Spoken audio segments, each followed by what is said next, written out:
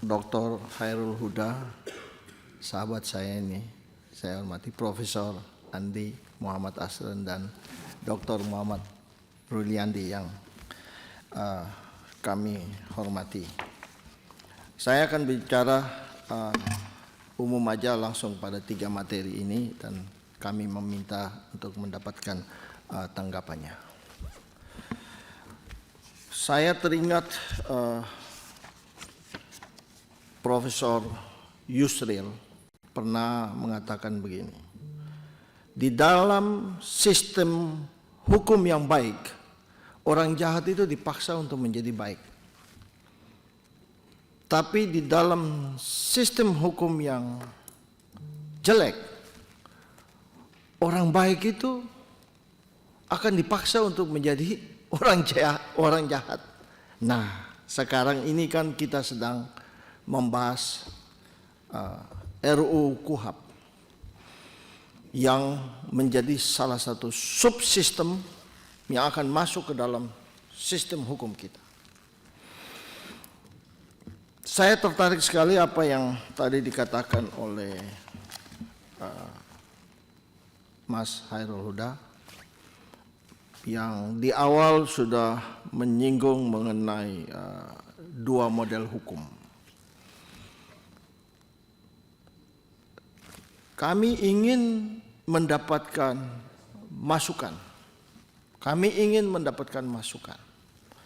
Kalau dikatakan bahwa diferensial fungsional harus diperkuat, dominis litis harus diperkuat, sebenarnya dua istilah ini, 2 fungsi ini, 2 kerja ini masuk ke dalam sistem hukum mana sih kita?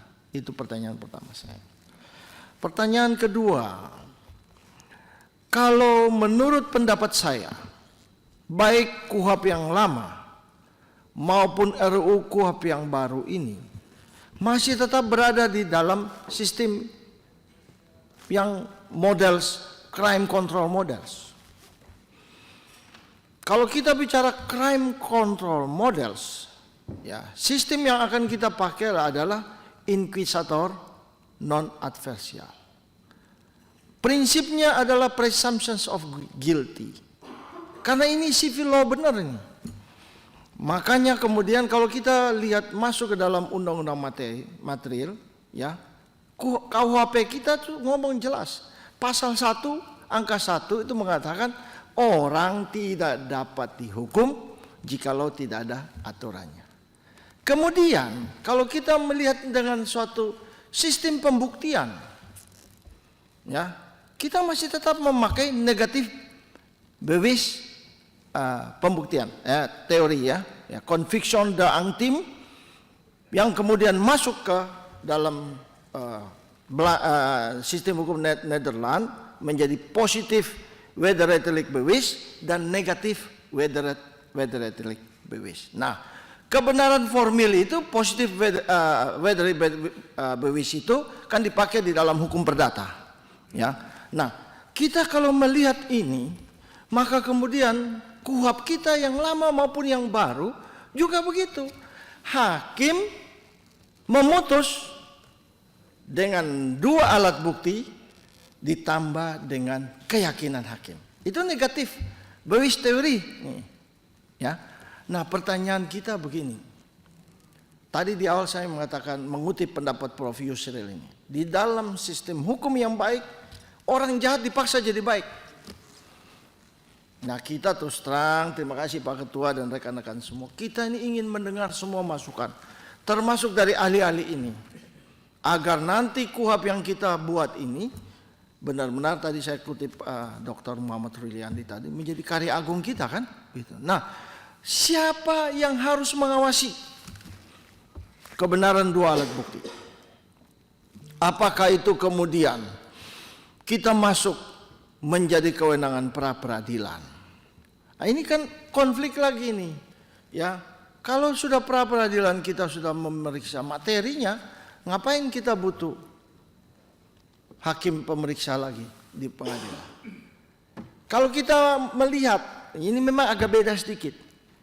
Di hukum administrasi ada dismissal proses. Kalau perkara di misal proses itu disetujui berlanjut, sebenarnya ujung dari putusan itu adalah menolak produk tata usaha negara itu. Karena keberatan dari warga negara terhadap produk tata usaha negara itu. Sebenarnya itu. Nah, kalau ini kita uji dan ternyata dua alat bukti itu benar, ujungnya kan harus menghukum. Nah, bagaimana dengan prinsip yang lain, yaitu presumptions of innocence. Nah, ini saya benar-benar izinkan saya bicara agak lama sedikit supaya kita mendapatkan masukan.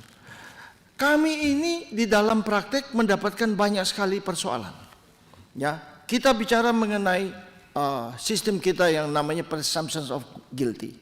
Ya, kita kalau bicara mengenai presumptions of guilty, maka ada prinsip yang lain yang saling kait-mengkaitin. Ya, kalau di dalam hukum pidana itu kan ada primum remedium, ultimum remedium. Kalau primum remedium itu kan kita harus pidana itu benar-benar ingin memberikan rasa jerah. Ya, kalau kita bicara korupsi, undang-undang narkoba, undang-undang cuci uang dan sebagainya. Nah, ini ada berkaitan juga dengan restoratif justice tadi, diversi tadi. Kami ingin masukannya agar pengaturan di dalam KUHP itu ya bisa kita terapkan. Misalnya restoratif justice itu hanya diterapkan manakala ya perbuatan-perbuatan pidana itu tidak bersentuhan dengan prinsip primum remedium itu. Tapi di lain pihak tadi sudah disebutin tambang ya, Prof. Asrun tadi tambang, macam-macam pajak dan sebagainya. Sebenarnya norma pidana itu adalah pengawal norma saja. Sebagai pengawal norma seharusnya itu ultimum remedium, dipakai sebagai the last resort.